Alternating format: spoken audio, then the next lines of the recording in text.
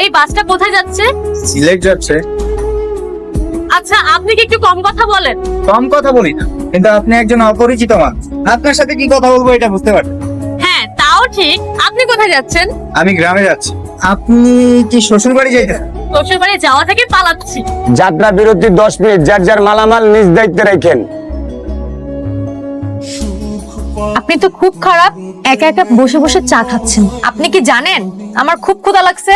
আপনার চা খাইতে মন চাইতেছে, খান। এটা কি আমার শ্বশুরের দোকান নাকি? তো আমি চা কিভাবে খাবো? টাকা তো আপনার পকেটে, আমার শাড়িতে তো আর পকেট নেই যে টাকা থাকবে। আমার একটা কথা বলেন তো, আমি কোন দুঃখে আপনারে চা খাও? আপনি তো ভারী কিপটা মানুষ ভাই। একটা অবলা মেয়ে ছেঁচড়ার মতো আপনার কাছে চা খেতে চাইছে, আর আপনি তাও জিজ্ঞেস করছেন কেন খাওয়াবো? আপনি জানেন কত ছেলেরা আমাকে কফি খাওয়ানোর জন্য লাইন ধরে ওয়েট করে থাকে? তাদের সাথে গিয়ে চা খান না। আর একটা চা দেন তো। আচ্ছা শোনেন না, আপনাকে আরেকটু কষ্ট দেই। আপনার কাজ তো শুধু মানুষকে কষ্ট দেওয়া। একটু দেখেন না এখানে আশেপাশে কোথাও ওয়াশরুম আছে কিনা, ইমার্জেন্সি একটু ওয়াশরুমে যাওয়া দরকার। ওপাশে একটা ওয়াশরুম পেয়েছি। ঠিক আছে, থ্যাংক ইউ মিস্টার। আপনি আবার আমার প্রেমে টেমে পড়ে যাননি তো? কি সব বাজে কথা বলে না। আমি আপনাকে একটা কথা জিজ্ঞেস করি, এই যে আপনি বাড়ি থেকে কেন পালাইছেন, আর আপনার পরনে এই যে বিয়ের সাজ কেন? কিন্তু তার আগে আপনি একটা কথা বলেন তো, যে আপনি কি সবাইকে এরকম আপনি আপনি করে বলেন?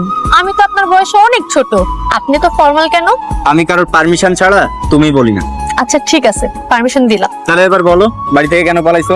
আমার আব্বু আমার জন্য একটা বিয়ে ঠিক করছে। ছেলেটাকে দেখতে একদম সার্কাসের জোকারের মতো। আব্বুকে আমি কতবার বলছি, আব্বু আমি এই বিয়েটা করব না, কিন্তু আব্বু কিছুতেই বিয়েটা ভাঙবে না। বিয়েটা করে নিলেই পারতা। কি বলেন? আমি করবো এই সার্কাসের জোকারটাকে বিয়ে? সেই ছোটবেলা থেকে আমার কত ইচ্ছা ছিল আমার হাজবেন্ড হবে ডার্ক হ্যান্ডসাম, মাথা ভরা চুল, সিক্স প্যাক বডি, আর আমি কিনা করবো এই সার্কাসটাকে বিয়ে? চলো, না হলে আবার বাস মিস করবো। বাস কই গেল? ভাই বাস চলে যাইতেছে। আমি তোমাকে বলছিলাম যে বাসটা মিস করবো, বাসটা এখন চলে গেল না। এখন আমি বাসায় যাবো কিভাবে? আমি শুধু বলছি আপনাকে দেখতে ওয়াশরুম আছে কিনা। আমি কি আপনাকে বলছিলাম ওয়াশরুমের সামনে দাঁড়িয়ে দাঁড়িয়ে আমাকে পাহারা দিতে? আমারই ভুল হয়েছে তোমার হেল্প করতে আসা। থাকো তুমি। স্যার এখনো তো খুঁজে পাই নাই। ভালো করে খোঁজ লাগা, যে ছেলের সাথে পলাইছে আরে যেইখানে যেইভাবে পাবি আমার সামনে হাজির করবি। আমার একটা কথা শোনো প্লিজ। একটা কথা নয়, বাড়িতে এত সুন্দর আয়োজন আর বিয়ের আসর থেকে আমার মেয়ে পালিয়ে যায় না, বাড়িতে বসে কি করস? না, মেয়েটাকে এভাবে একা ফেলে আসা উচিত হয়নি। ওর যদি কোনো বিপদ হয়, আর তাছাড়া মেয়েটার তো কোনো দোষও নাই। আপনার ফোনটা দিন তো। ফোন কি করবা? আমার বোনকে একটা কল করব, বাসার খোঁজ নিব। হ্যালো, কে? ইরা। আপু তুই?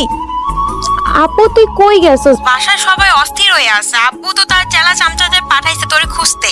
আমি অনেক দূরে চলে আসছি, আমাকে কেউ খুঁজে পাবে না। আচ্ছা তুই কার সাথে পালাইছস? আমার কি কোনো বয়ফ্রেন্ড আছে নাকি? তাইলে তুই পালাইছস কেন? ওই জোকারটারে কে বিয়ে করবে? আমি তো জীবনও বিয়ে করব না। তোর পছন্দ হলে তুই বিয়ে করে ফেল। আর শোন, তোর ফোনটা তুই কাছাকাছি রাখিস, আমি তোকে ফোন দিয়ে সব খোঁজ খবর নিব। আচ্ছা ঠিক আছে।